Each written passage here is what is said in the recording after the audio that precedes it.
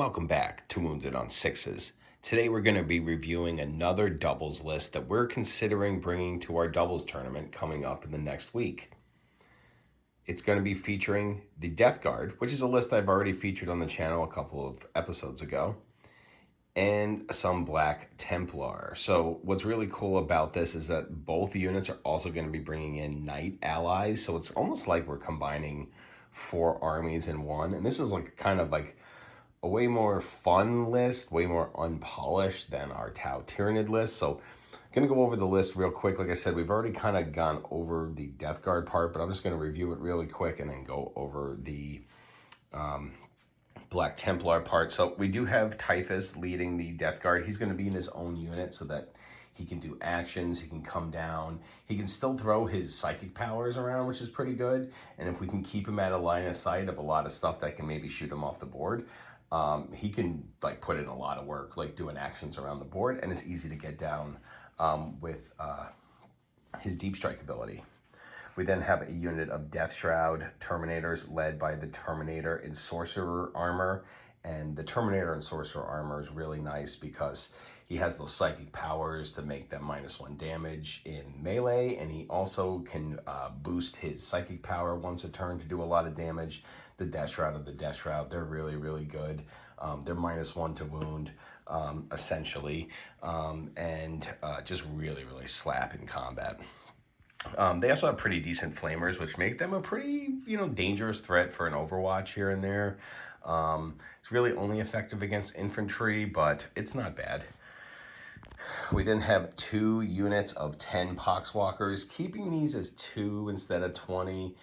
Like I said, we're going to need bodies on the board. We're going to, because of the stipulations, because of the Adepticon doubles rules that we'll be playing with, there's a lot of times where objectives are not controlled unless they're controlled by both parties. So being able to have 2 units of Poxwalkers to get onto an objective to hold with my teammate is going to be really, really important. They're really cheap. We do have a stratagem to, allow them to come back to life. Plus, if they kill something, they can also bring back models as well. So it's not really bad there. Then we have the 2 bloat drones, and the bloat drones are pretty decent. They move 10. They're able to get our contagion up the board really quickly. And, T9, 10 wounds, kind of hard to shift, pretty good against infantry.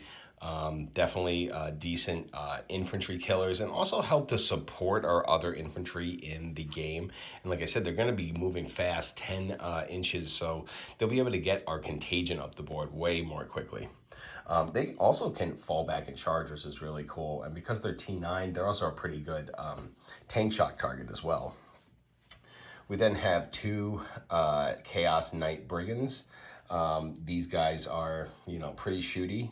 They don't really are very good in melee, but that's what the Warglaives will be for. But yeah, they're pretty deadly. They move 12. They have 8 OC. They hit on 2s, which is really nice. And they have a 5-up invul, so they're really hard to shift. And they put out a lot of firepower.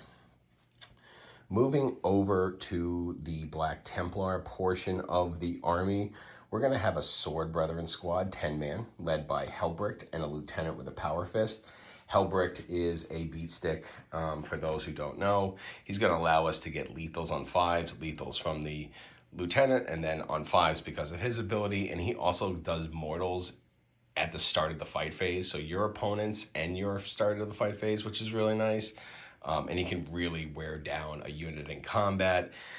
These guys are pretty hard to shift. They are going to be running the 6-up invul for the Black Templar, or the 6-up Feel No Pain. So there's a lot of wounds here. There's a lot to move, and Helbricht really, really makes this a deadly unit. In fact, they're really hard to shift. They will be our sit in the middle of board and hold an objective, probably alongside the Death Shroud. They're like that equivalent in terms of tankiness there, I think. We're then going to have a 10-man unit of Primaris Crusade squad. We're going to have some Pyre pistols in here. We're going to have some power fist and power weapons in here. And this is just a really good go out and take an objective type unit. They are able to advance or re-roll their advanced charge rolls, which is really nice. And, you know, it's just a lot of chain swords. It's a lot of damage. Again, that kind of unit to go out and take an objective from enemy infantry. That's what the Primaris Crusade Squad is doing here. Then we have a unit of assault intercessors. These are going to be objective holders, probably hanging out with our poxwalkers. Yes, we understand this is heresy.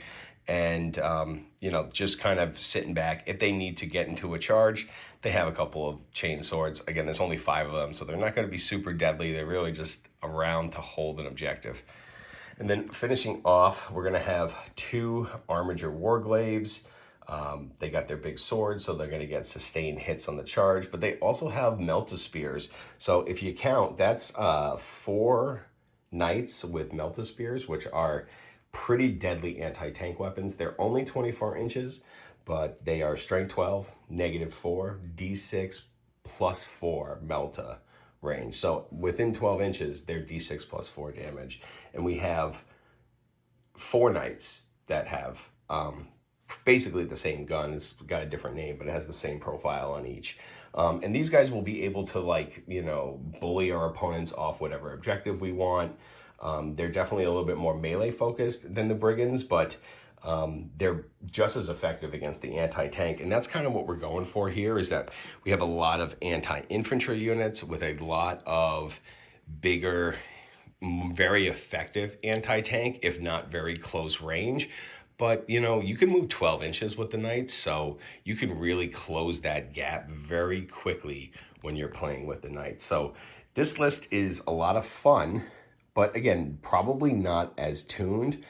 We haven't had as much practice with this one as we have with the Tau Tyranid one, but it's a lot of fun. So let me know what you think about this list. If you haven't, like the video. And if you would, please go ahead and subscribe. We're trying to get to 500 subscribers. We're getting there so quick, and we want to thank everybody for tuning in. This has been Wounded on Sixes. Make sure you come back for more. Bye-bye.